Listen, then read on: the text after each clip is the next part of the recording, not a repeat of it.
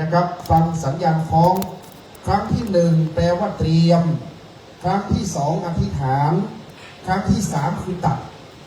การตัดหวายสมมุติว่าคานอยู่อย่างนี้นะครับจะมีชื่อของเราอยู่บริวารให้ตัดก่อนซ้ายขวาให้ตัดก่อนและประธานตัดสุดท้ายจนกว่าลูกนิมิตจะตกเมื่อลูกนิมิตตกห้ามหยิบหวายใดๆออกจากราชวัตรกำแพงแก้วเด็ดขาดลูกนิมิตเราตกปุ๊บยังไม่ถ่ายรูปนะครับจับมีดแล้วออกมาที่รับรองเดิมห้ามหยิบหวายใดๆออกมาการตัดนั้นคนเมืองว่าปังตาหรือว่ารอคิวการชี้หวายห้ามเอานิ้วชี้นะครับเดี๋ยวจะไม่ใช่ตัดหวายมันจะเป็นการตัดนิ้วให้เอาปลายมีดชี้ครับอันนี้ของผมอันนี้ของหนูอันนี้ของฉันเอาปลายชี้นะครับใครจะลงก่อนให้จัดคิวดีๆบริวารขาดประธานพร้อมตัดปุ๊บลูกนิมิตตกออกมาข้างนอกทันทีและจากนั้นจะเป็นการทักนิมิตและคณะสงฆ์จะประกอบพิธีการผูกพัทธสีมาประมาณนี้นะครับเดี๋ยวถ้าเพิ่มเติมยังไงเดี๋ยวจะได้ดูแลคณะเจ้าภาพและบัดนี้ได้เวลาอันสมควรครับคณะสงฆ์พร้อมบัดนี้นิมนต์หลวงพ่อ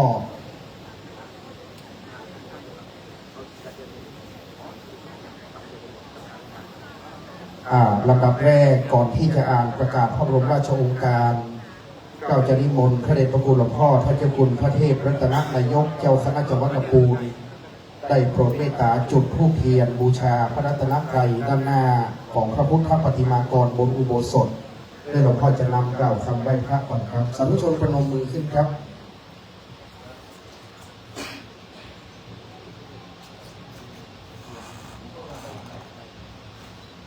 ตั้งจิตให้เป็นสมาธิแบบนี้พระเดชพระคุณหลวงพ่อท่านเจ้าคุณพระเทพรัตนนายกเจ้าคณะจังหวัดลำพูนเป็นประธานจุดธูปเทียนบูชาพระรัตนตรัยครับ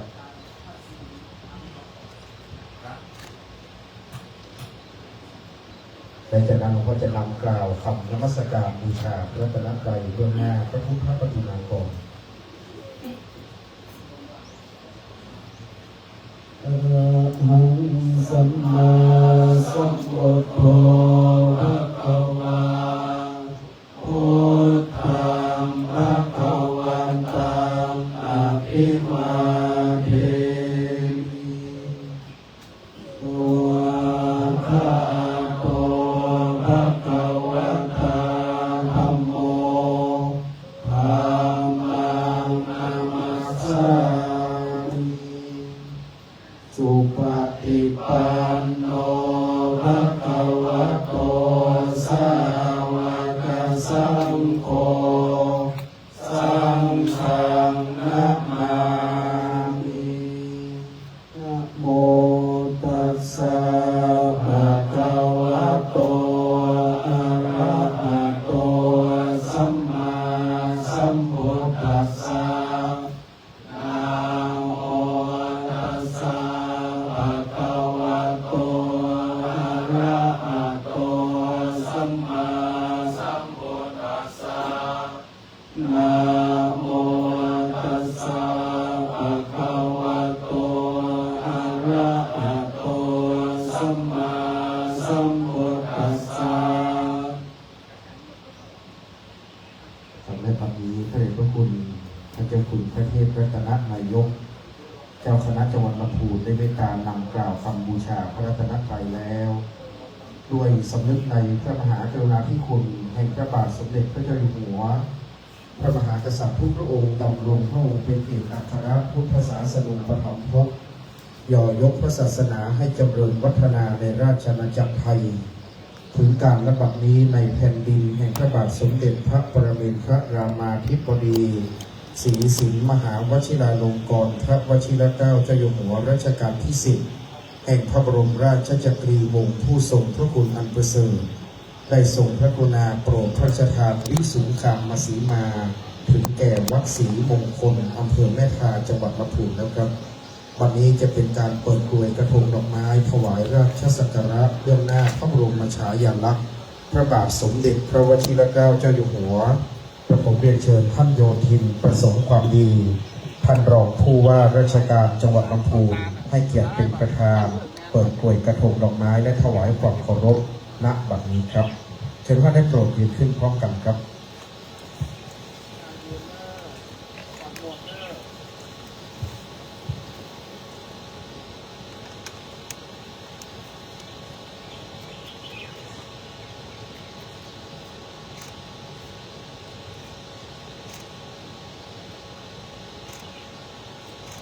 ถวายความเคารพพระบรมฉายาลักษณ์พระบาทสมเด็จพระวชิรเกล้าเจ้าอยู่หัวทั้งหมดตรง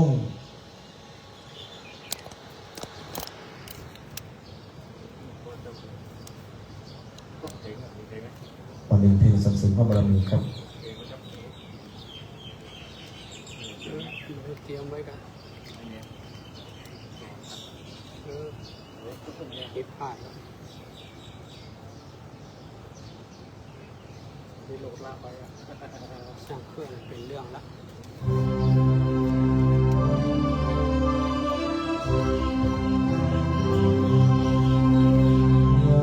ตั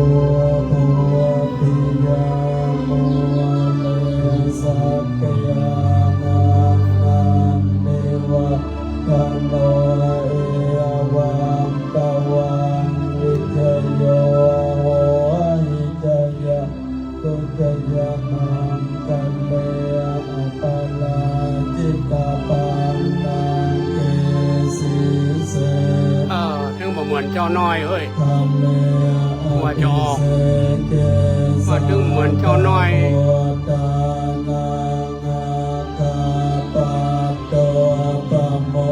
พระเตสนากาตังสมังคลังสุปปาตังโสโหติตังโนสุโมโหโตจะสุเยตังรัมมจาริสุปาไม่ก็ไม่ค่อยดีอ่ะขาดหายยังกังมังวาจากังมังบาตากินังบาตากินังมโนปานิทิเตปาตากินาปาตากินานิกาตาวาทันตาเตปาตากิเนจากนั้นท่านรองผู้ว่าราชการจังหวัดลำพูนจะได้เป็นผู้อ่านประกาศสำนักนายกรัฐมนตรีเป็นพระบรมราชโองการเมื่ออ่านจบแล้วพระสงฆ์ท่านนั้นจะสวดโสอัฏฐโธเจ้าหน้าที่จะลั่นคล้องชัยท่านเองท่านรองผู้ว่าราชการจังหวัดลำพูนจะถวายใบประกาศวิสุงคามสีมาต่อประธานสงฆ์ครับ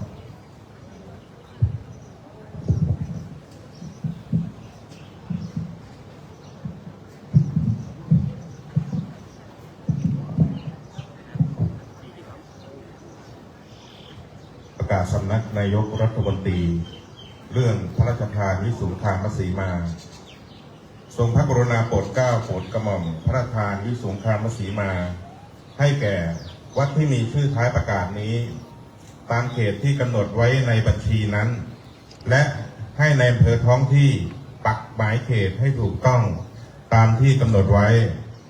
ประกาศณวันที่ 21 มีนาคม พุทธศักราช 2567 ผู้รับสนองพระบรมราชโองการนายสมศักดิ์เทพสุทินรองนายกรัฐมนตรีบัญชีรายชื่อวัดที่ได้รับพระราชทานวิสุงคามสีมางวดที่ 2 ประจำปี 2566 ที่ 136 วัดศรีมงคลตำบลทาทุ่งหลวงอำเภอแม่ทาจังหวัดลำพูนกำหนดเขตกว้าง 13 เมตร ยาว 24 เมตร ประกาศราชกิจจานุเบกษาเล่ม 141 ตอนพิเศษ 88 งอ วันที่ 27 มีนาคม พุทธศักราช 2567 สำนักงานพระพุทธศาสนาแห่งชาติยันโตโพธิยา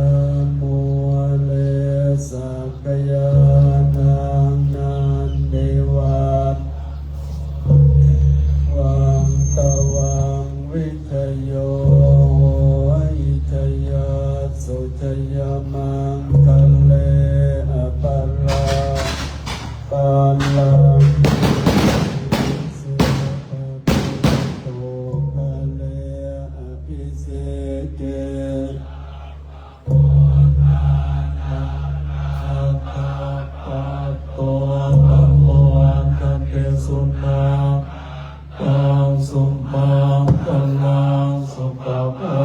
คังสุโหติตังสุขโตสุโมโหโตจัสุเยธังพระมัจจาริสุปทังกินังกายกรรมังวาจากรรมังปัตตากินังปัตตากินังมโนกรรมังปณิทิเตปตากินาปัตตากินานิกัตตวานาลาภังตาเทปตากิเน สาธุจากนั้นท่านรองผู้ว่าราชการจังหวัดลำพูนจะได้ลงจากอุโบสถแล้วก็เชิญทุกท่านได้โปรดนั่งลงครับต่อจากนี้ไปจะเป็นการตัดหวายนะครับมีดท่านอยู่ข้างบนแล้วเนาะโอเคครับเอาท่านเอาข้างบนเลยนะจะเชิญมีดของท่านขึ้นด้านบนตอนนี้ทุกหลุมทุกคณะจับมีดของเราให้มั่นคงแล้วขึ้นบนอุโบสถนะครับตามจำนวนตามหมายเลขตามชื่อของเราเดี๋ยวจะซักซ้อมหนึ่งรอบครับแล้วให้ประจำการก่อนครับเชิญทุกท่านครับจับมีดขึ้นมาครับแม่สำเภาเชิญเลยครับแม่สำเภาเชิญเลย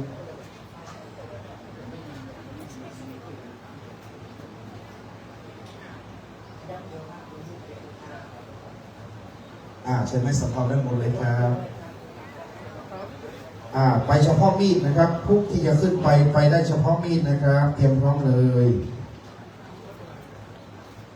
เราดูชื่อของเราครับแต่ละหลุมก็นิมนต์ครูบาเจ้าวิบูลย์ด้วยนะครับแม่หมอผีน้ำมีดมาเลย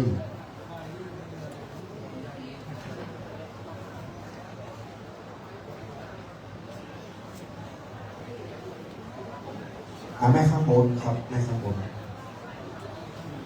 ตามชื่อมาเลยครับเชิญเลยครับเดี๋ยวจะไปตรวจดูทีละลูกนะครับเราลูกไหนดูลูกได้เลยครับจะมีชื่อกำกับอยู่ครับ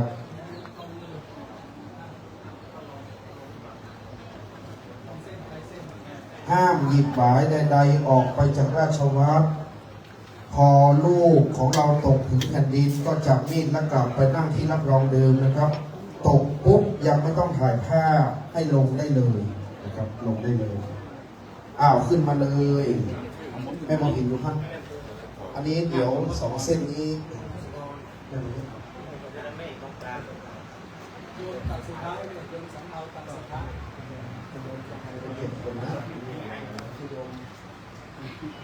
แม่มองเห็น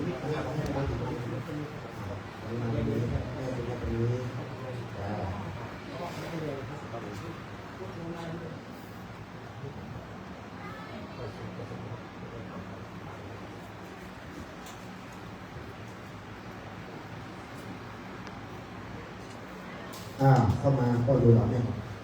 ขึ้นมาเลยครับขึ้นมาเลย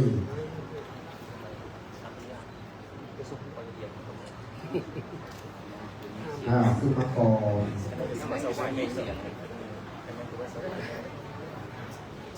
ขึ้นมาก่อนแม่รัตดา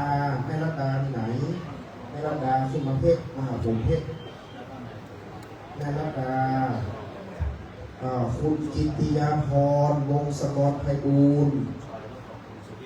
พ่อนรงค์แม่เกศวิมลจินกา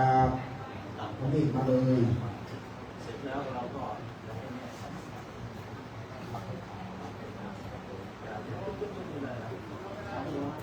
ได้ไหมครับพี่กบเรื่องเหลือทั้งหมดเส้นหรือว่าครับเหลือเป็นใช่ไหมแม่รัตดาโยมแม่ของท่านพระองค์นี้ท่านมาร่วมทำบุญ5,000พ่อแม่พ่อระดมก็ไม่เก็บหมด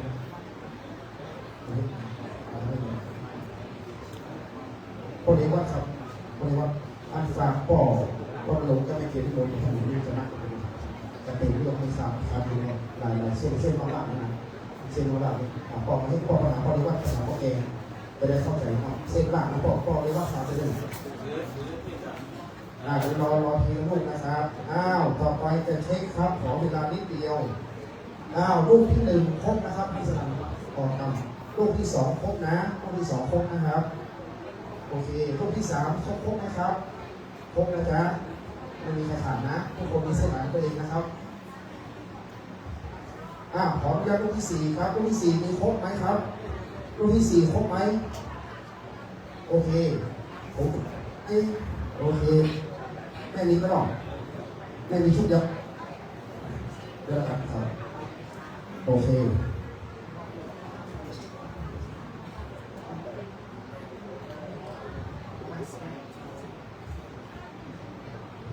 คุณกิติยาพรเส้นหมายเดียว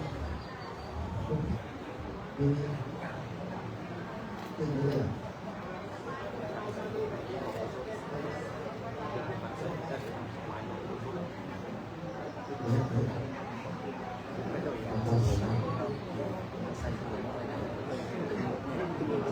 บอกไหม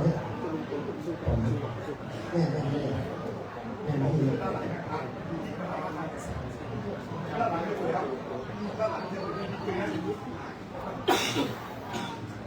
โดยรองรับนะครับแม่ลูกแปดก็ของลูกแปดแปดที่มันเหมือนที่บอกที่มันจะเป็นหลายบาทนะที่มันเป็นหลายบาทที่มันเป็นหลายว่านะหลายว่าเวลาเส้นป้องกันแล้วลูกแปดสบายอยู่ลูกแปดเตรียมพร้อมฟังซ้อมซักซ้อมเข้าดีหรือยังพ่อกำลังมาพ่อเป็นประธานนะประธาน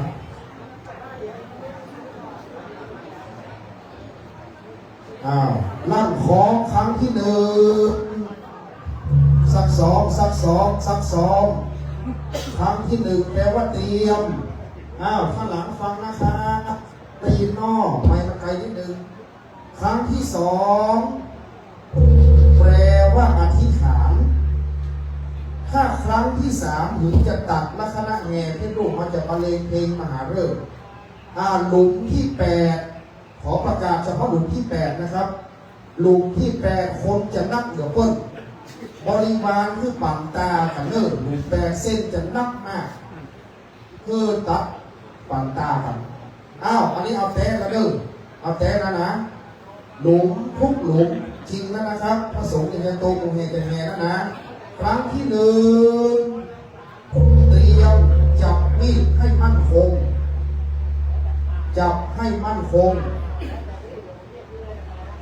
ครั้งที่สอง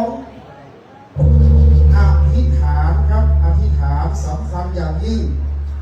เป็นบุญกุศลอันยิ่งใหญ่ศรัทธาที่พระตักเอาไว้ไว้เนิ่จำลงเอาไว้ไว้เนิ่ออธิษฐานเนิ่เป็นบ้านเป็นเมืองเขานะครับเนิ่ครั้งที่สองแล้วฤกษ์ก็งามยามก็ดี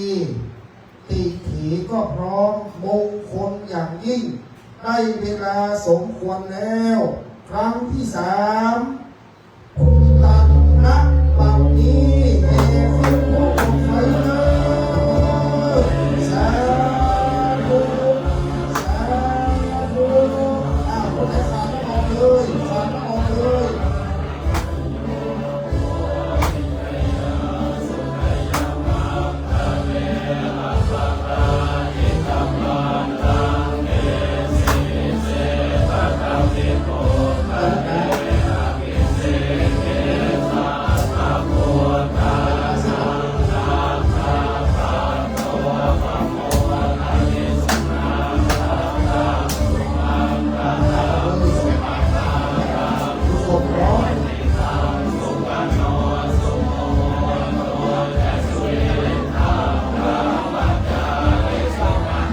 เลยสองมือ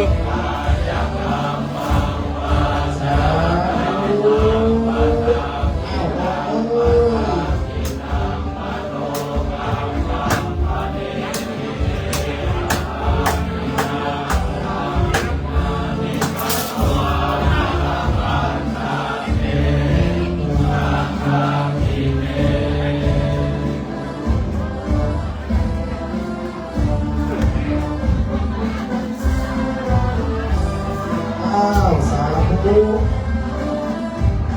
ที่แปดพวกตัดหรือยังตัดหรือยังยังคนไหนตัดต้องออกคนไหนตัดต้องออกลูกที่แปดลูกที่แปดคนไหนตัดต้องออกเลยคนไหนตัดต้องออกเลย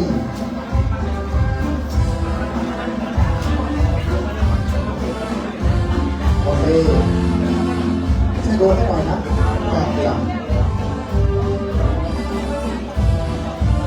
ลูกแปดจะเยอะที่สุดตัดแล้วออกครูบาเจ้าแล้วนะเนาะแ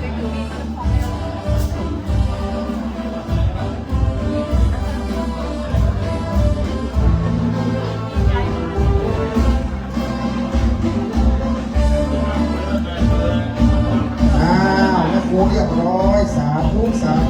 สุดยอดแม่ครูเนาะลูกแปดจะหลายแล้วเพื่อนขอเวลาให้ลูกแปดนะลูกแปดเป็นลูกพิเศษลูกแปดเป็นลูกพิเศษคนพิเศษจะอยู่ลูกแปดเพราะลูกแปดยังไม่ตกยังเหลือแค่82 เส้นก็ได้ก่อนลูกเกศครูบาเจ้าวิทูลเรียบร้อยแล้วนะครับน้องอ้อมประดับพุทธเลยกันนะครับกราบในเมตตาครูบาครับคุณพ่อได้ครับแม่ผมพอคือมีปัญหาใจเย็นๆลูกแปดเป็นลูกพิเศษนะไปพร้อมกับบุญดวง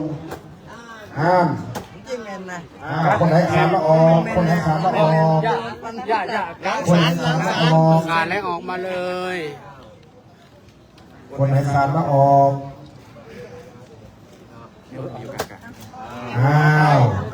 ขอเวลาผสมลูกที่แปดครับนะครับลูกที่แปดออกตะพุ้งก็ได้ออกตะพุ้งออกตะพุ้งเลยออกด้านนู้นก็ได้ออกด้านนู้นก็ได้ด้านนู้นก็ได้ออกด้านไหนง่ายออกด้านไหนเดินออกเลยครับเดินออกเลยครับ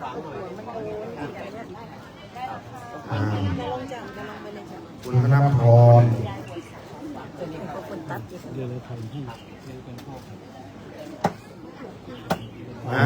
ขาดแล้วออกด้านนู้นเลยเอาเลยขึ้นมาห้องเถอะชื่อไหนคุณถาวรเดี๋ยวไม่มีชื่อเพิ่ม 5,000 เดี๋ยวค่อย5,000เดี๋ยวผมจะประกาศชื่อเพิ่มนะนิดเดียวรอแป๊บนึงรอแป๊บนึงไม่เป็นไรที่เพิ่ม 5,000 ยืนรอนะคะ 5,000ยืนรอนะจ๊ะแรงไปเลยฟาดเลยค่ะฟาดเลย1 2ซุกออกแม่ออกผู้สายัน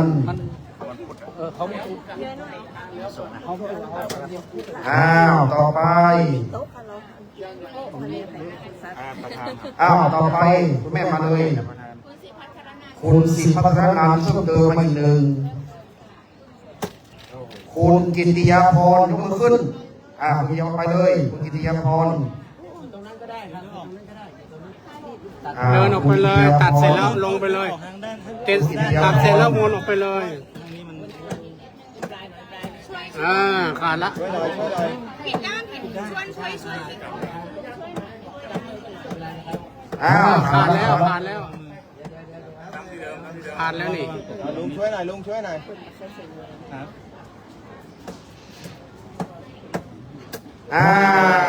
สาธุต่อไปพ่อแก่วัดรัตนปัญญาลังสีสันตุดูพ่อแก่ตัดเลยมีดกับมานั้นออกเต็มที่ก่อนพ่อต่อไปพ่อท่านองค์แม่เกศที่มงคลเส้นเข้าไปบอกเข้าไปลงหันหน้ามาตรงนี้พ่อเกศท่านองค์เส้นหนึ่งลุงนี่เส้นลุงนี่รวย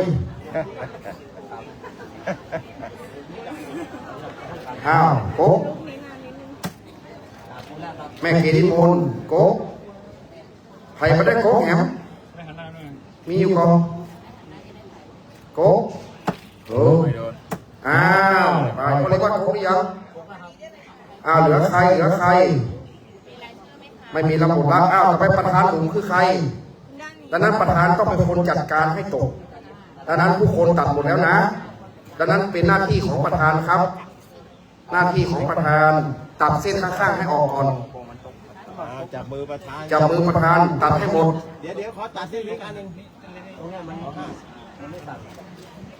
โอเคข้างๆอ้าวเอาอีกอ้าวเหลืออีก 3 ฝั่งโน้นอีกแล้วระวังเปลี่ยนกัน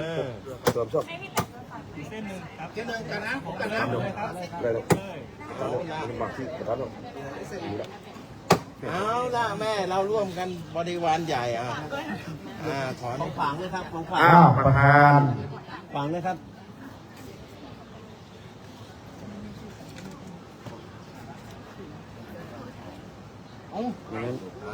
เรียบร้อยมันยังนี่ไว้ ถ เนาะ อนแดงๆเลยแม่ปึ๊บเดียว 1 2 3 เดี๋ยว1 2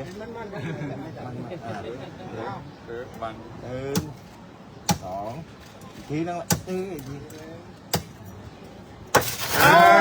วสาธุอ้าว บริวารเหลือหลาย อ้าวต่อไปท่านพระครูกิติปริยนิเวศก็ขอนิมนต์หลวงพ่อเส้นมันใหญ่ด้วยเนาะครับผมฮะ ทุกคนลงมาเลย บริวารเยอะพวกลูกนี่รวยที่สุดพวกลูกก็รวยเหมือนกันนะโดยเฉพาะแม่สำเภากับคุณสมชายก็ไม่ธรรมดานะ เชิญท่านโยธินประสบความดีด้านหน้าอุโบสถเชิญญาติโยมที่เป็นเจ้าภาพลูกนิมิตทุกลูกด้านหน้าอุโบสถครับ เชิญทุกท่านครับมายืนรวมกับท่านรองผู้ว่าราชการจังหวัดลำพูนเราจะพร้อมใจกันประกอบพิธีทักนิมิตญาติโยมที่เป็นเจ้าภาพลูกนิมิตมาให้หมดเลยสวมรองเท้าด้วยโยมสวมรองเท้าด้วย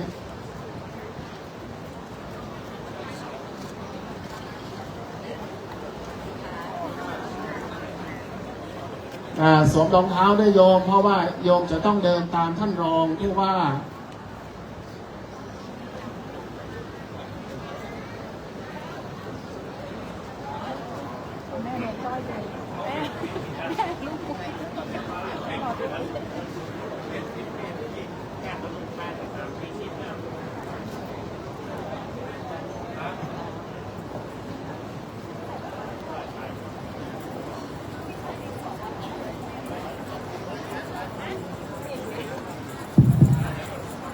จากนี้ไป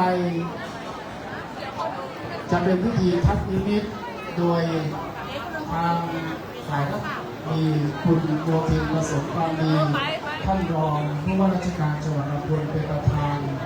พร้อมทั้งญาติโยมสาธุชนผู้เป็นเจ้าภาพลูกนิมิตทุกท่านฝ่ายสงฆ์มีพระเดชพระคุณหลวงพ่อพระเทพรัตนนายกเจ้าคณะจังหวัดลำพูนจะเป็นประธานในการทักนิมิตประธานสงฆ์จะถามญาติโยมเป็นภาษาบาลีญาติโยมก็ตอบพระสงฆ์เป็นภาษาบาลีเช่นกันโดยเริ่มจากทิศตะวันออกก่อนแล้วก็เวียนไปตะวันออกเฉียงใต้ทิศใต้เรียงไปตามลำดับนะพระสงฆ์ท่านจะถามโดยเริ่มจากทิศตะวันออกจะถามเป็นภาษาบาลีว่าปุระทิมายะทิสายะกินนิมิตังแปลว่าทิศตะวันออกเนี่ยมีอะไรเป็นข้อหมายญาติโยมทุกท่านก็จะตอบพร้อมกันว่าปาสาโนพันเตปาสาโนพันเตไปช่วยลูกเลยปาสาโนพันเตมีก้อนหินเป็นเครื่องหมายจากนั้นประธานสงฆ์ท่านก็จะถามคณะสงฆ์ภายในตำบลนี้ว่าเอโสปาสาโดนิมิตังพระสงฆ์ในตำบลก็จะตอบประธานสงฆ์ว่าสาธุพันเตนะเดี๋ยวเราซ้อมก่อนซ้อมหนึ่งรอบโยมเปล่งเสียงปาสาโดพันเตดังๆนะให้เทวดาได้อนุโมทนาบุญกับเรานะปุราธิมายะทิสายะกินิมิตัง ภาษาโนพันเต แบบนี้แหละกับนิมนต์ครับนิมนต์คณะสงฆ์ในตำบลไม่น้อยกว่า10 รูปครับไม่น้อยกว่า10 รูปนิมนต์ครับนิมนต์ครับนิมนต์ได้ยาวเลยครับ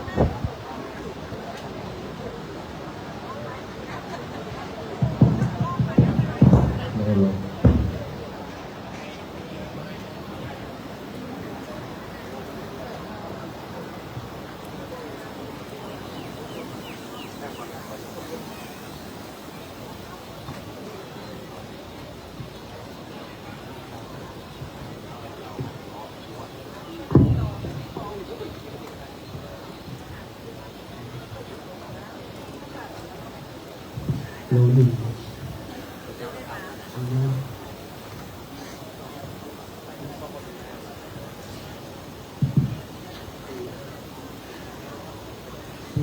อุบายาติสายะตินิมิตังเสโสปัสสะโนนิมิตัง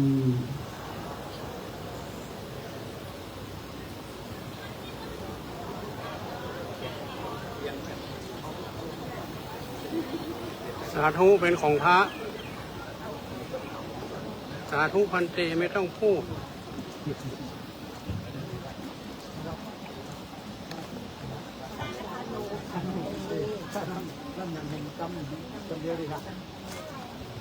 พร้อมเลยตุลาติมายา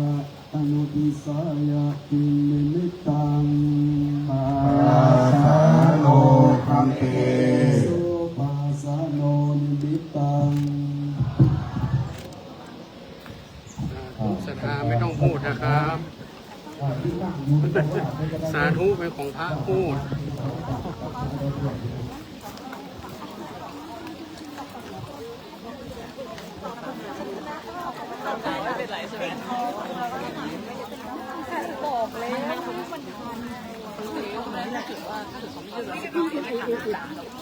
ยืดให้คนขึ้นไปเป็นหน้าถึงตั้ง20 นาทียืดเลยยืดให้คนนี่มันจะเป็นจะทำเลยเขาจะเสร็จเขาไม่ได้รอ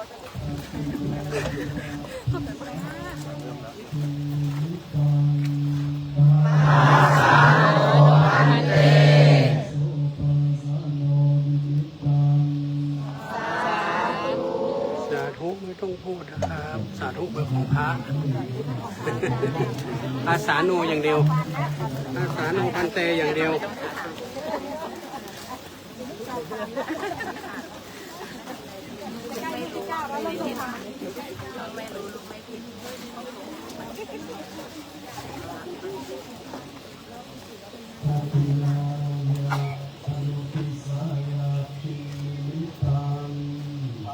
ปาสาโนพันเต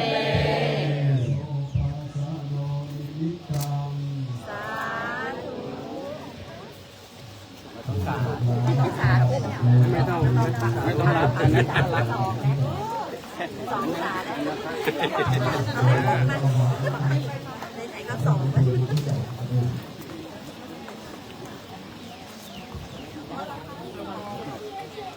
ท่อนะครับ ท่อนะ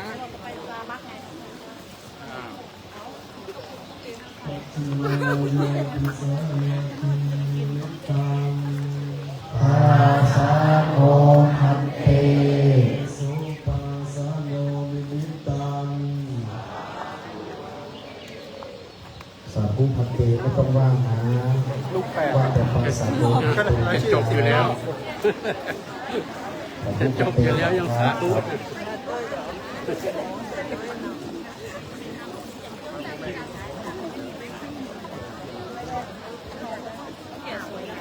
โอ้สตาของผมเหมือนต่างเนาะ แล้วก็เอาเครื่องมาเลยครับเครื่องมาเลยครับคุณให้เอาสลับมาเลยปัจฉิมายาอนุทิสายากิงนิมิตังปัสสะโนพันเตโสปัสสะโนนิมิตังหลวงพ่อจะถามนิมิตนี่คืออะไรเราปัสสะโนพันเตก้อนหินเจ้าข้าเนี่ยก้อนหินตอบดังๆแปลว่าก้อนหินค่ะไหม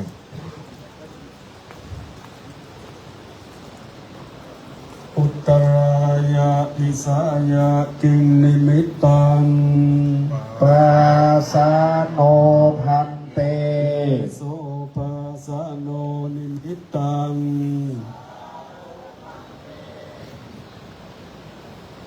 เคลื่อนไปเลยเดี๋ยวต้องไปพักซ้ำอีกนะครับเคลื่อนไปต่อเลยครับ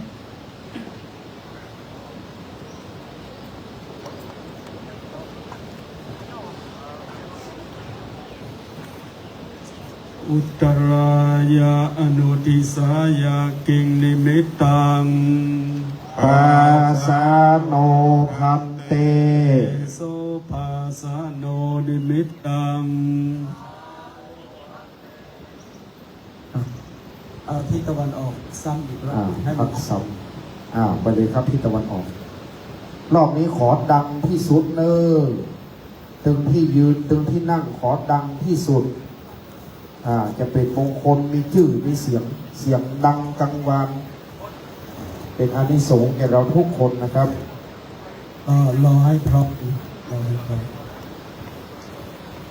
ความสามัคคีทำให้เกิดสุขปุราติมายาติสายาตินัตตัง ปาสาโนพันเต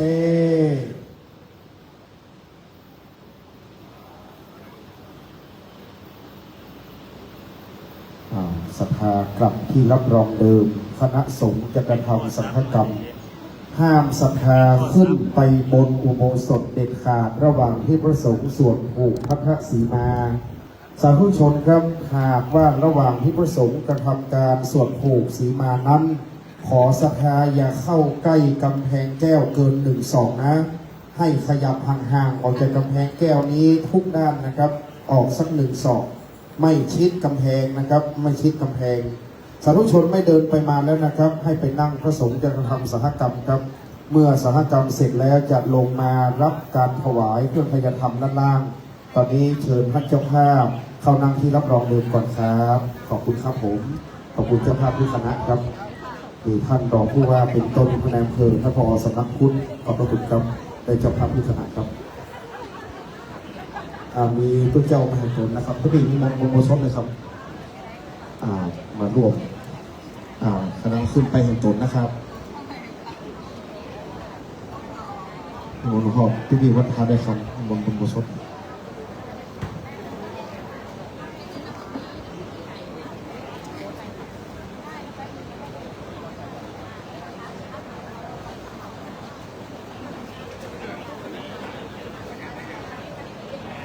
นิมนต์อีก1 รูปครับนิมนต์ข้างบนเลยครับคณะสงฆ์ที่อยู่ภายในวัดทุกรูปนิมนต์บน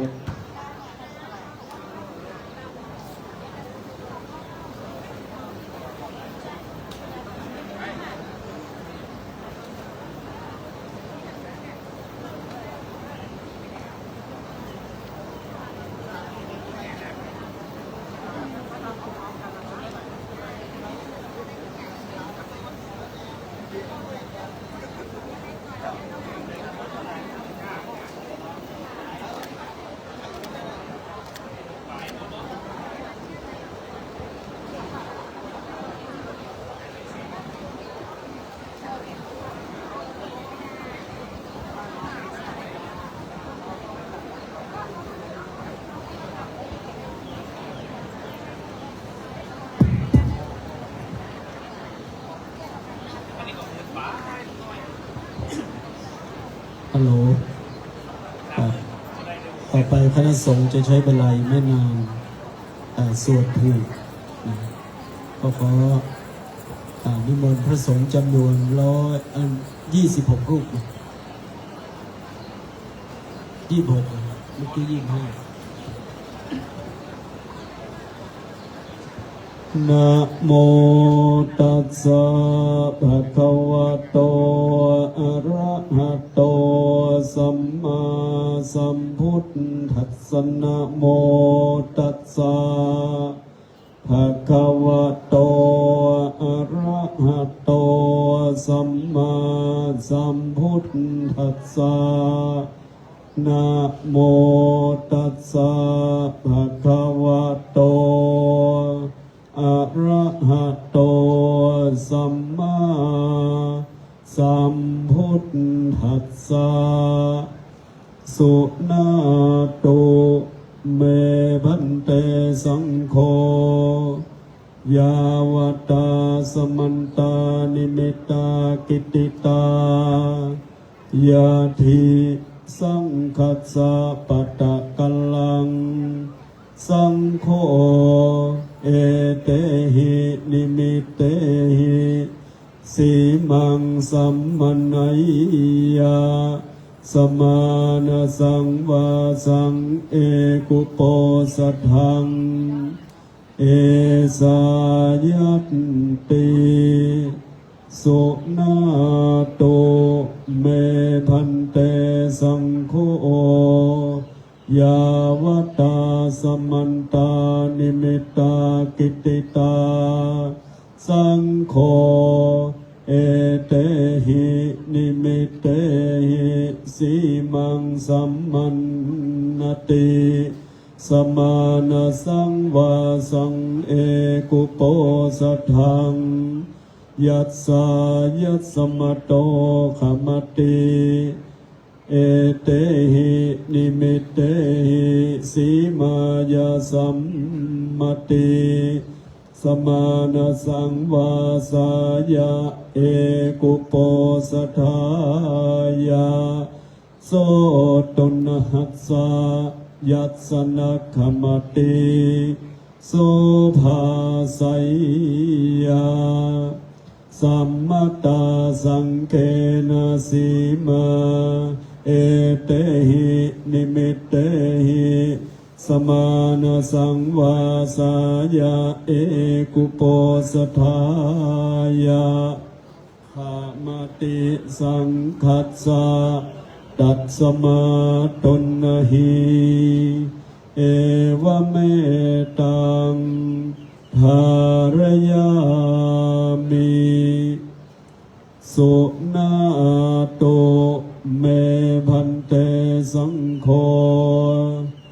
ยาสาสังเขนะสีมาสัมมตาสมานาสังวาสังเอกุโป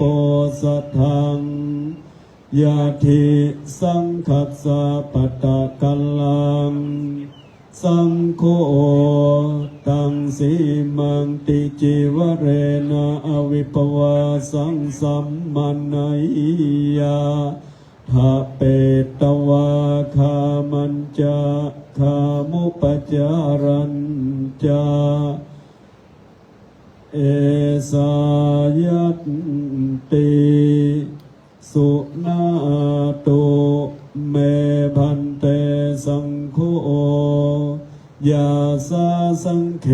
นะสีมาสัมมตาสมานาสังวาสายะเอกุโปสัทธายะสังโฆตังสีมังติจิวเรนะอวิปวาสังสัมมันนติทาเปตวาคามันจาคามุปจารัญจายัสสายัสสมโตขมติเอติสาสีมายาติจิวเรนะอวิปวาสัสสะสัมมติทาเปตวาคามันจาคามุปจารัญจาโสตุนหัสสะยัสสนะขมติโสภาสัยยาสัมมตาสาสังเขนะสีมาติจิวเรนะอวิปวาโสทะเปตวาคามันจาคามุปจารัญจาเอ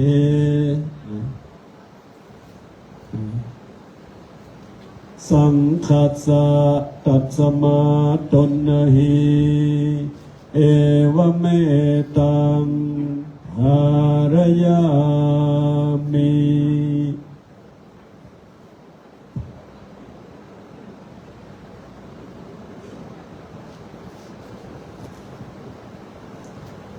สุนาตุเมพันเต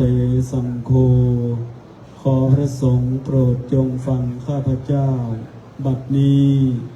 พระสงฆ์ทั้งปวงจำนวน26 รูปได้มีฉันทะสามัคคีพร้อมใจกัน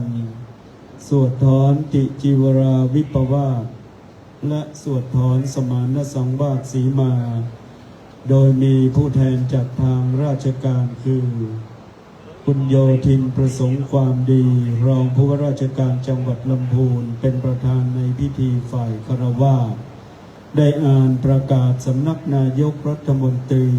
เรื่องพระราชทานวิสุงคามสีมา ได้มีความสามัคคีพร้อมเพรียงกันกับศรัทธาญาติโยมทำการตัดถวายลูกนิมิตเป็นที่เรียบร้อยประกอบพิธีทักนิมิตตามทิศต่างๆจนครบทุกทิศได้สวดกรรมวาจาสมมุติสมานสังวาสีมาและสวดกรรมวาจาสมมุติจีวราวิภวาสถูกต้องตามพระบรมพุทธานุญาตเรียบร้อยแล้วจึงขอประกาศให้คณะสงฆ์ทั้งหลายอย่าได้รังเกียจการทำสังฆกรรมในสีมานี้กำหนดเขตกว้าง13 เมตรยาว24 เมตรเบื้องล่างจดทานรองน้ำปัจพีภิกษุใดเห็นว่าพิธีกรรมทั้งหมดไม่ถูกต้องขอจงทักท้วงขึ้นในท่ามกลางสงฆ์ถ้าเห็นสมควรแล้วข้าพเจ้าจะประกาศว่าภูมิประเทศนี้เป็นพัทธสีมาเป็นภาษาบาลี3 ครั้งและขอให้พระสงฆ์จงรับว่าสาธุพร้อมกันแต่ละครั้งดังนี้ยังภูมิประเทศโสพัทธสีมาโหติยังภูมิประเทศโสพัทธสีมาโหติยังภูมิประเทศโสพัทธสีมาโหติสัพเพพุทธาภลปัตตาปัจเจกานันจะยังอรหันตานันจะเตเชนะราคังบันดามิสัพพะโสสัพเพพุทธาภลปัตตาปัจเจกานันจะยังพลังอรหันตานันจะเตเชนะราคังบันดามิสัพพะโสสัพเพพุทธาภลปัตตาปัจเจกานันจะยังพลังอรหันตานันจะเตเชนะราคังบันดามิสัพพะโสภวตุสัพพมังคลังลาคันตุสัพพะเทวตาสัพพะบุตรนุภาเวนัสสัทธาสุทิภวันตุเตภวตุสัพพมังคลังรังตุสัพพะเทวตาสัพพะธรรมานุภาเวนัสสัทธาสุทิภวันตุเตภวตุสัพพมังคลังรังตุสัพพะเทวตาสัพพะสัทธาโนภาเวนัสสัทธาสุทิภวันตุเต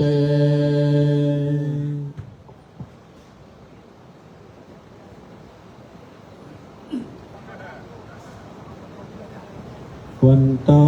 เมปุถังสัพพะเมวะโตสังฆามาธาเมวันเตวันตาเมธัมมัง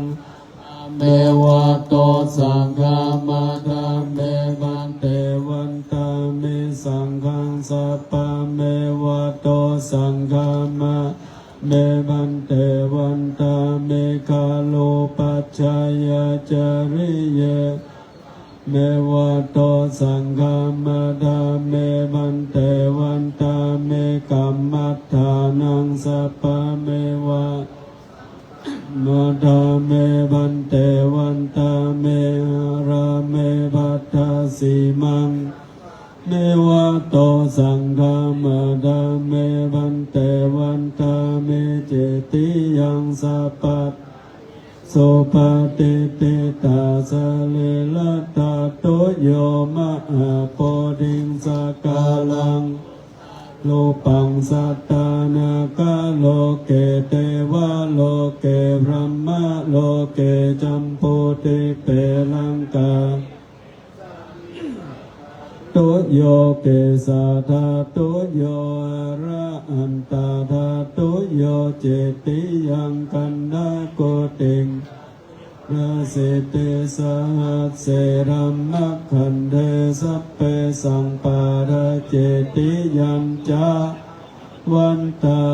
มิสัพพะ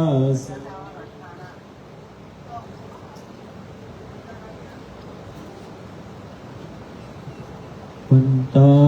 มิพันเตสัพพังอปาลตังกามตาเมวันเตมยะ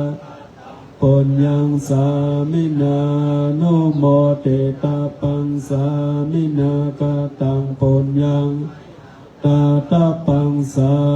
ธุอนุโมตา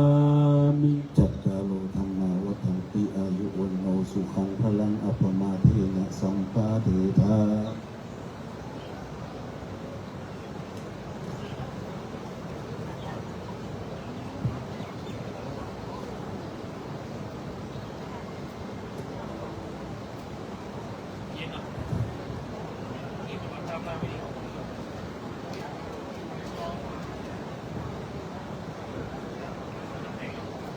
นิมนต์ถวายตามเลยนะครับเด้อพอไหว้พระรับศีลเขาได้ไหว้พระรับศีลพระเจ้าเรียบร้อยตอนบ่ายท่านรองจะปูจาไฟแล้วเขาจะไหว้พระกล่าวคำถวาย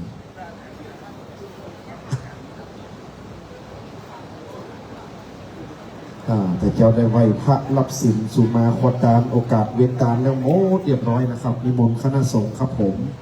บัดนี้สังฆกรรมแห่งคณะสงฆ์ทั้งปวงอุโบสถหลังนี้ได้สมบูรณ์สามารถกระทำสังฆกรรมได้สามารถอุปสมบทพระภิกษุได้วันนี้จึงจะอุปสมบทพระภิกษุนะครับใครอยากเป็นเจ้าภาพบวชพระฉลองโบสถ์ใหม่เดี๋ยวก็เตรียมเลยนะมีพระสงฆ์จะมาบวชฉลองโบสถ์ใหม่6 รูปนะครับ6 รูปดังนั้น6 รูปใครอยากเป็นเจ้าภาพการฟังพระปฏิโมกข์เดือนรับเดือนเป็นสวดอภาร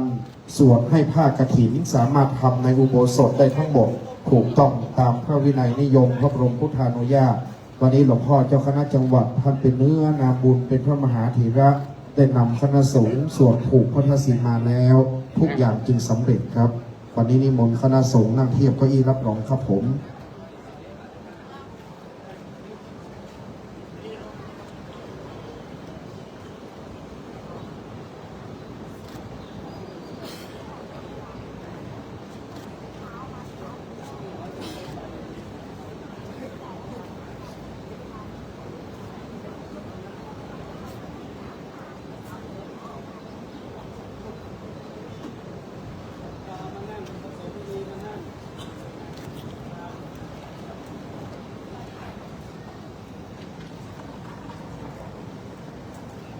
นิมนต์คณะสงฆ์นะครับให้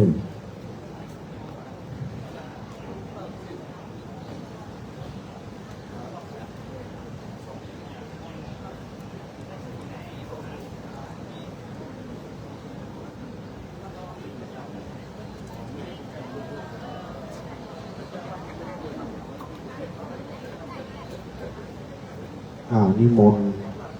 คณะสงฆ์นิมนต์ได้เลื่อนขึ้นทางหน้านิมนต์หลวงพ่อรองไหลขึ้นกันรูปหนึ่งไปเลยหลวงพ่อขึ้นนิมนต์หลวงพ่อเจ้าโตครับผม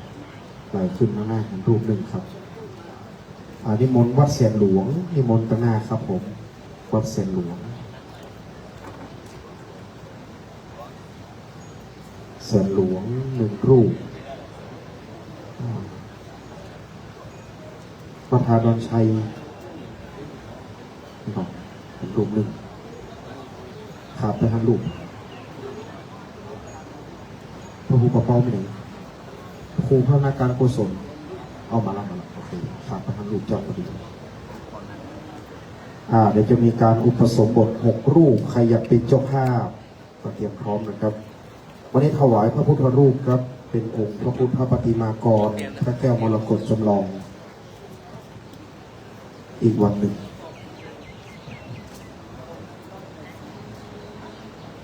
เราทำประคูมาทาประเปาคนนั่ง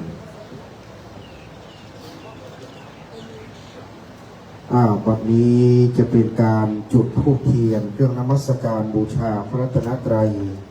กระผมเรียนเชิญท่านโยธินประสงค์ความดีท่านรองผู้ว่าราชการจังหวัดลำพูนให้เกียรติเป็นประธานจุดธูปเทียนเครื่องนมัสการบูชาพระรัตนตรัยณโอกาสนี้ขอเรียนเชิญท่านครับสาธุชนน้อมประนมมือขึ้นนะครับ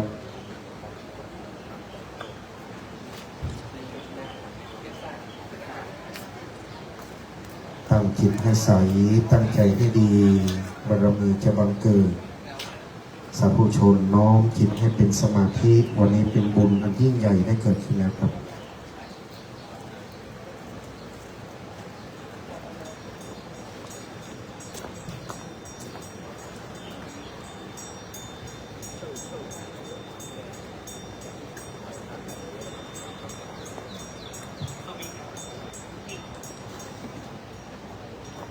ต่อไปกล่าวนะโมสามจบพร้อมกันครับ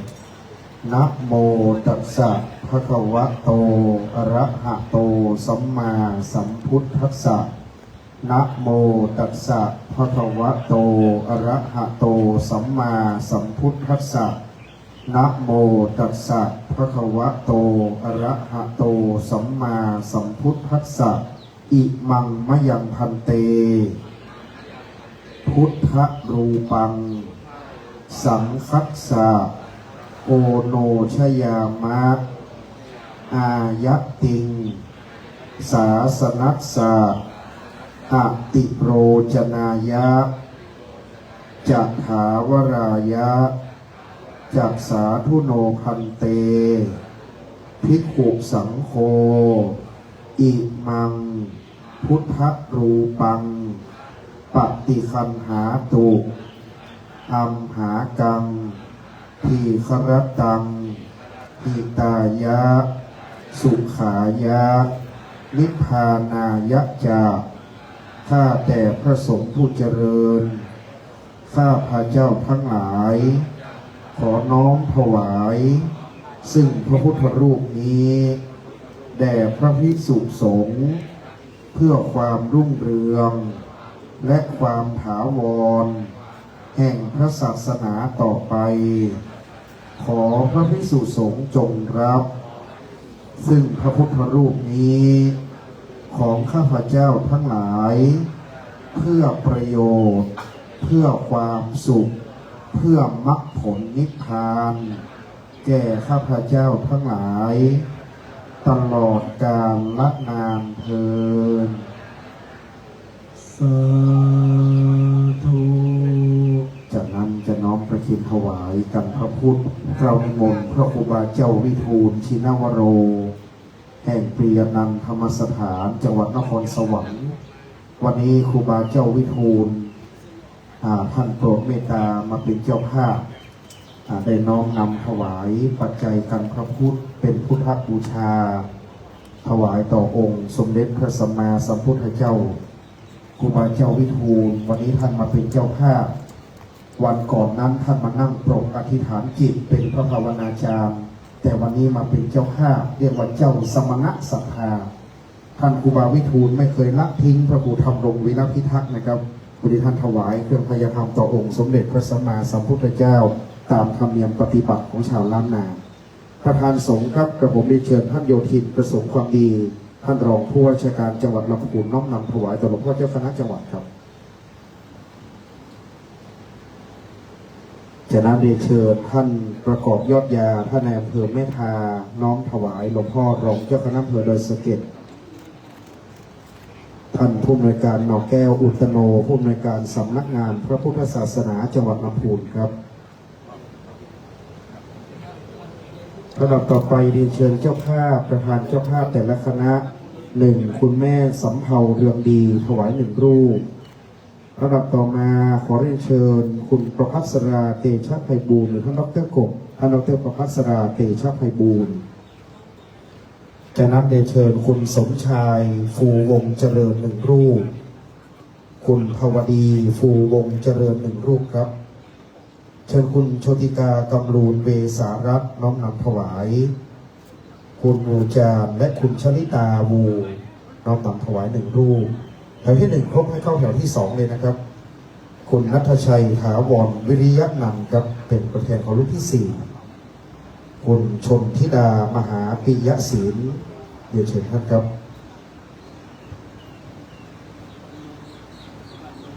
คุณสุวิทย์คุณอุไรพรปราณีนิตน้อมนำถวายให้เชิญคุณแม่บัวผินสุนทรเวชรัตนมหาอุบาสิกาคุณรอดคุณวราพรฟูวงเจริญครับ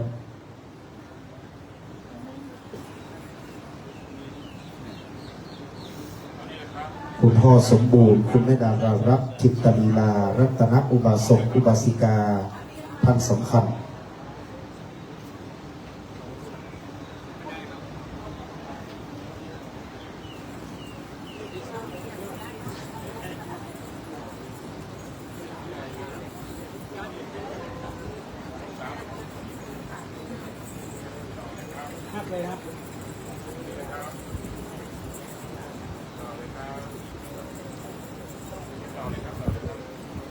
แม่เลียนครอบครัวแม่เลียนด้วยนะครอบครัวแม่เลียนเข้ามาถวายด้วยต่อไปดิเชิญคุณอุไรเพชรลือชามันได้ไปครับพ่อ คุณพ่อสมบูรณ์ไม่ได้รับ1 ชุดเลยนะครับพอสมบูรณ์ไม่ได้รับ1 ชุดครอบครัวไม่เลี้ยง1 ชุดคุณอุไรเพชรลือชา1 ชุดก็จะครบพอดี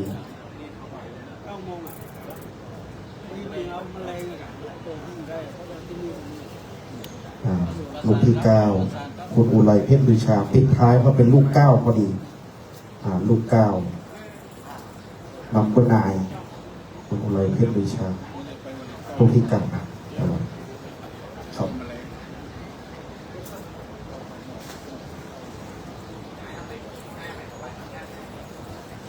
ต่อไปพระพุทธรูป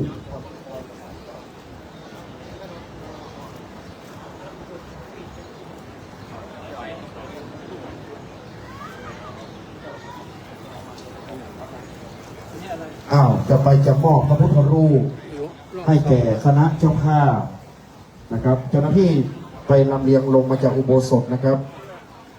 พระพุทธรูปขอเจ้าหน้าที่สัก2-3 ท่านไปบนอุโบสถเพราะว่าหลวงพ่อเจ้าคณะจังหวัดจะได้มอบพระพุทธรูปเป็นสิริมงคลแก่คณะเจ้าภาพที่ได้ร่วมรับเป็นเจ้าภาพครับ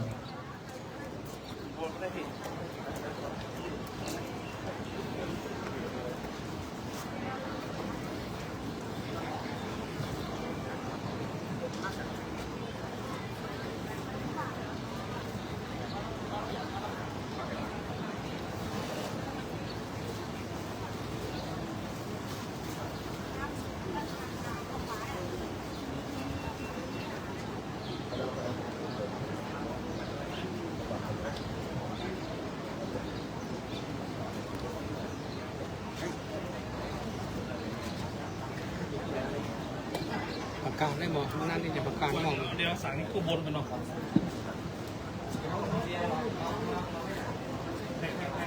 ใช่มานี่สั่งมานี่พระพุทธรูปได้ทำการพุทธาภิเษกปลุกเสกเป็นที่เรียบร้อยในวันที่1ครับในวันที่ปลุกเสกมีดาบทุกด้ามทุกเล่มนะครับได้ทำการปลุกเสกวันนั้นมีครูบาเมืองอินครูบาวิทูลครูบาจันทรังสีครูบาไกรราบครูบายานัลังกาและก็คณะสงฆ์เจริญพุทธมนต์สวดธรรมจักรปลุกเสกมีดาบทุกส่วนแล้วก็ในส่วนของพระพุทธรูปที่เหลือเดียววางหลัง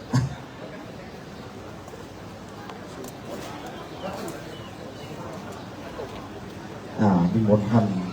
ก็คือปราเสฐผมคุณแม่ร้อน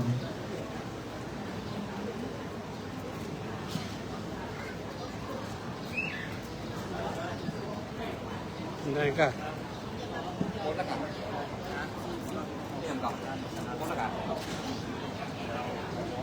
อันดับที่1อันนี้นะองค์นี้นะอาจารย์ที่ยกอันนี้ไปก่อนน้อยบินแน่มาดามบินแน่มาเจ้ามาดาม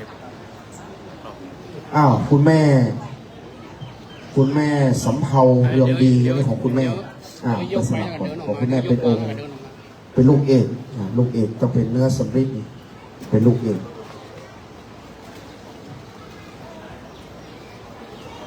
ตามเขาหันหน้ามา หันหน้าพระเจ้านะพี่เนี่ย องค์ที่สองจะมีเฉพาะนะครับเพราะว่าหลวงพ่อพระครูธรรมรงค์ได้หล่อให้ไว้ไม่เหมือนกันครับท่านมีเจตนารมณ์เขียนไม่หมดฮะละเอียดมากองค์ที่สองนี่สำหรับคุณสมชายที่ท่านทำไว้ฮะท่านสั่งไว้ด้วย องค์นี้ครับเป็นพระมหาจักรพรรดิหล่อเองด้วยนะครับจำได้ว่าไปหล่อเองขอบคุณสมชายคุณภาวดีครับ คุณภาวดีฟูวงเจริญ คุณภาวดีเชิญเลยครับ คุณภาวดี ท่านไม่ใช่อันนี้มันเรียกเพชรช่วยก่อน ท่านพระครูธรรมรงค์ท่านบอกว่าต้องหล่อไว้แต่ละคนไม่เหมือนกันจะมีชื่อกำกับหมดนะท่านเขียนไว้หมด เป็นเนื้อสำริดเขาทำไปหล่อเองบอกว่าของคุณสมชายคุณภาวดีท่านสั่งไว้ก่อนที่จะละสังขารนะต้องช่วยคุณสมชายยกเลยนะนี่อันนี้ปิดทองมานานอีกองค์นึงเป็นของคุณสุวิทย์กับคุณอุไรพรปราณีนิตตรงนี้นะ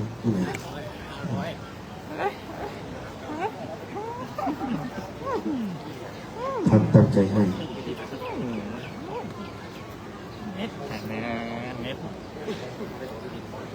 เนี่ยครับเสร็จนะครับ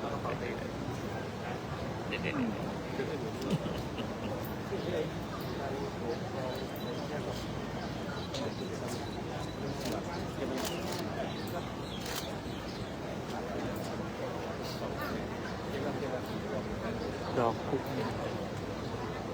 เลยอ้าวต่อไปคุณวูจานคุณชลิตาวูรับหนึ่งองค์ครับ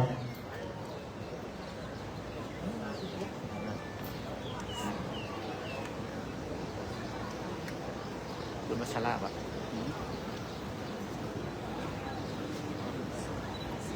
ท่านดร.ประภัสราติชไพบูลย์ครับเรียนเชิญท่านครับ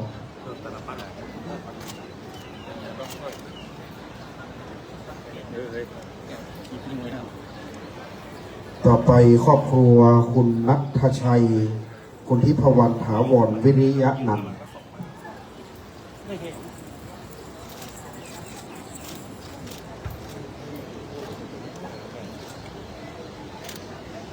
ใช้บริการหน่อยสทชัย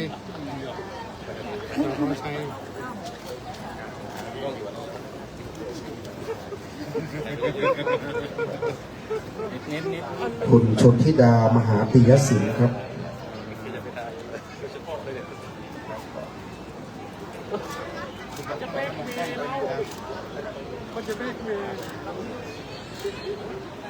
คุณรอดคุณวราพรฟูวงเจริญ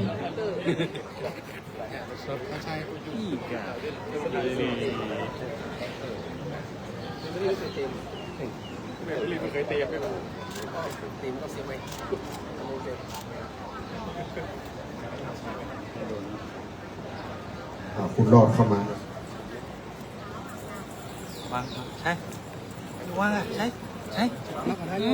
นิมนต์ครูบาเจ้าวิบูลย์ชินวโรเมตตาพระเจ้าเจริญพ่อเจ้าคณะจังหวัดลำพูนครับได้นำคณะมาเป็นผู้นำจะได้เอาพระเจ้าไปประดิษฐานที่ปียนันท์ธรรมสถานเป็นอนุสรณ์ท่านพระครูธรรมรงค์ช่วยยกนะครับไปจากนั้นได้เชิญคุณอุไรเพชรลือชานะครับคุณอุไรเพชรลือชา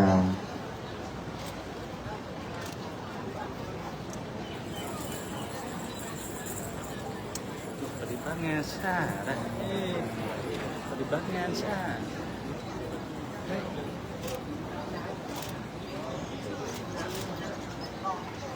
ไวไหมครับ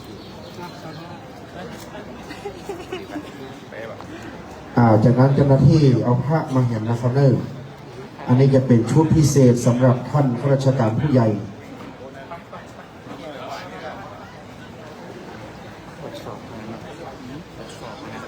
งามด้วยนะอันนี้ผู้ใหญ่ไหนผู้จิตของหูไหนแม่นักการตะแก้วเขียวนะตะแก้วเขียวเจ้าหน้าที่เชิญมา4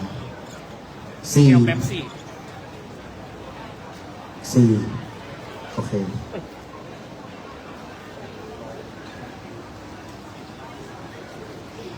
แก้วเนี่ยที่มันมีเป็นเขียวอุ้มสมัยก่อน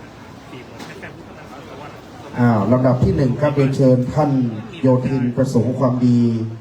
ท่านรองผู้ว่าราชการจังหวัดลำพูนรับพระพุทธรูปหนึ่งองค์ครับ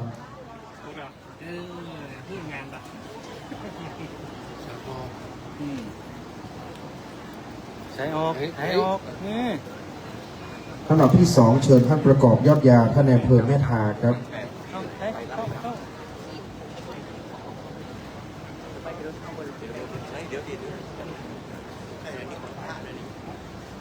อันดับสามท่านผู้อำนวยการหนองแก้วอุตโนท่านผู้อำนวยการสำนักงานพระพุทธศาสนาจังหวัดลำพูน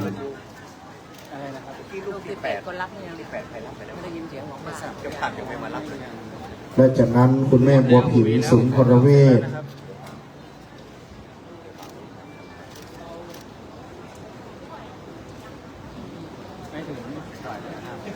จากนั้นเลยเชิญคุณพ่อสมบูรณ์คุณแม่ดารารัตน์จิตลีลาครับ แล้วที่8ยังไม่ได้รับเลย เดี๋ยวต้องถามแม่ครับห้าสองคนก็ได้ จากนั้นแม่เลี่ยนมิ่งแก้วครับ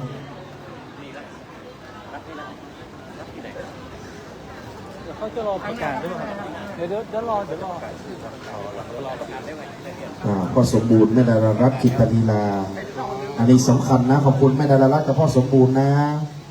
ได้รับพระพุทธรูปเป็นสิริมงคล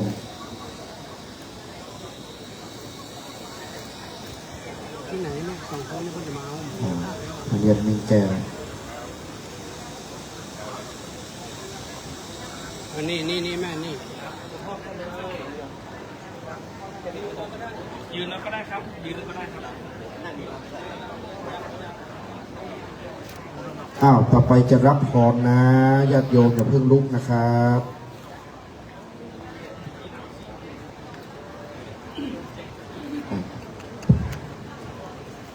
ศรัทธาไปมีน้ำหยาดก็อยากน้ำเนอร์อุทิศไปท่านพระครูธรรมรงค์วีรพิทักษ์แล้วก็สรรพสัตว์ทั้งหลายทั่วโลกยะถาวาริวาหาปุราปาริปุเรนติสาการังเอวะเมวะอิโตตินังเปตานังปฏิอิจิตังปฏิตังตุมหังคิปะเมวะสมิจจโตสัพเพปุเรนโตสังกปปาปันนาราโสยธามณิโจติราโสยธาสัพพิติโยวิวัจจันตุสัพพะโรโกสัตตุมาเตภวัตวันตรายโยสุขิติขายุโกภวะอภิวาริสานิจังบุตตาปัจจายโนจัตตารโอธรรมาวัฏันติโยวันโนสุขังพลังสัพพพุทธานุภาเวนะสัพพธรรมานุภาเวนะสัพพคานุภาเวนะพุทธรัตนังธัมมรัตนังสังฆรัตนังตินังรัตนานังอนุภาเวนะจตุราสิติสาสะธรรมักนุภาเวนะปิตกัตตยานุภาเวนะชินาสาวกานุภาเวนะสัพเพเตโรกาสัพเพเตภยาอันตรายาสัพเพเตอุปัฏฐวาสัพเพเตทุนเนมิตาสัพเพเตอวะมังคลาวินัสโตอายุวัตโกธนาวัตโกสิริวัตยาสวัตโกภาลาวัตโกวันนาวัตโกสุขวัตโกโหตุสัพพตาทุกขโรกาโสกาสัตโตจุปัฏฐวาอันเนกาอันตรายาเปเวนะสันโตจเตจะสัจย สุขังบาลังเสเรอายุจาวันโนจะโพคังบุตติจยะสวาสัจจะอายุจะเชวะสิทธิภาวันตุเตภวัตุสัพพมังคลังลักขันตุสัพพเทวตาสัพพพุทธานุภาเวนะสุติภาวันตุเตภวัตุสัพพมังคลังลักขันตุสัพพเทวตาสัพพธัมมานาสัทธาสุติภาวันตุเตภวัตุสัพพมังคลังลักขันตุสัพพเทวตาสังฆานุภาเวนะสัทธาสุติภาวันตุเตสาธุอะระหังสัมมาสัมพุทโธภะคะวาพุทธังภะคะวันตังอภิวาเทมิสวากขาโตภะคะวะตาธัมโมธัมมังนัมมัสสามิสุปฏิปันโนภะคะวะโตสาวกสังโฆสังฆังนะมามิกล่าวกราบในเมตตาของหลวงพ่อพระเจ้าคุณพระเทพรัตนนายกเจ้าคณะจังหวัดลำพูนเมตตาต่อลูกศิษย์มาโดยตลอดหลวงพ่อเป็นพระมหาเถระที่เมตตาทุกรูปทุกคนวันนี้เดี๋ยวจะมีการอุปสมบทฉลองโบสถ์ใหม่6 รูปท่านเจ้าคณะจังหวัดมีเถระบัญชาให้เจ้าคณะอำเภอแม่ทาท่านเจ้าคณะอำเภอแม่ทาวัดทากาศมีเถระบัญชาถวายพระครูพิสิทธิ์สุภการวัดทาหนองยางไฟเป็นพระอุปชานะครับรองเจ้าคณะอำเภอท่านใดอยากจะร่วมบุญบวชอยากจะร่วมบุญเป็นเจ้าภาพบวชติดต่อที่พระธิการชัชวาลวัดทาหมื่นข้าวนะ6 รูปรูปละเท่าไหร่ตามเจตนาดังนั้นใส่ซองปัจจัยมาที่อาจารย์ชัชวาลได้เลยวัดทาหมื่นข้าวเดี๋ยวใครจะเป็นเจ้าภาพบวชฉลองโบสถ์ใหม่เจ้าภาพกี่บาทก็ได้ถวายที่ท่านอาจารย์ชัชวาลนี่เลยวัดทาหมื่นข้าวเดี๋ยวท่านจะจัดการให้เลยนะสำหรับในส่วนของอะไรนะมีดหัวสิงเดี๋ยวจะแจกให้กับเจ้าภาพหวายเอกแล้วก็เจ้าภาพหวายรองเนาะทุกคนที่ตัดนะคนที่มีมีดเอามีดใหญ่มาแสดงแล้วจะได้รับมีดหัวสิงไปทุกคนเอามีดใหญ่มาแสดงตัวหน้าบันไดอุโบสถกันที่ยกไปเลยคนที่มีมีดใหญ่มีดทุกด้ามเลย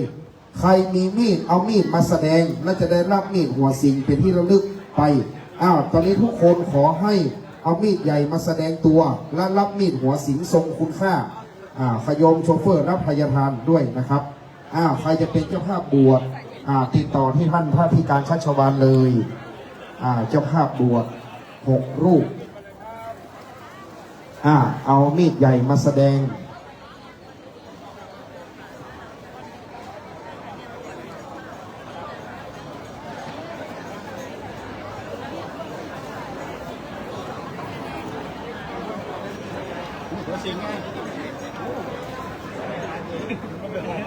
เอามาบทตรงนี้ครับใส่ในพานนี่เลย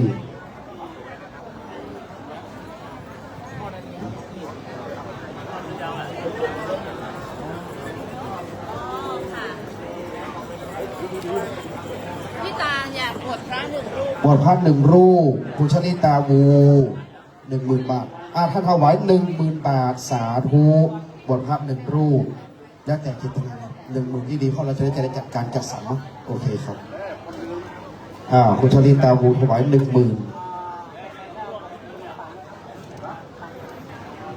อันนี้เป็นเอามีดใหญ่แล้วก็เอามาแลกมีดหัวสิงจะทรงค่า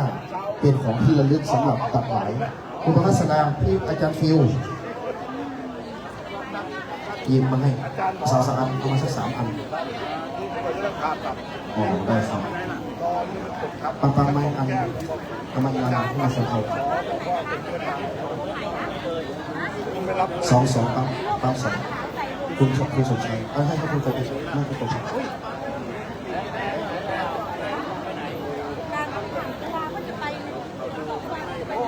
ขอบคุณแม่สุนันทาสุริยะ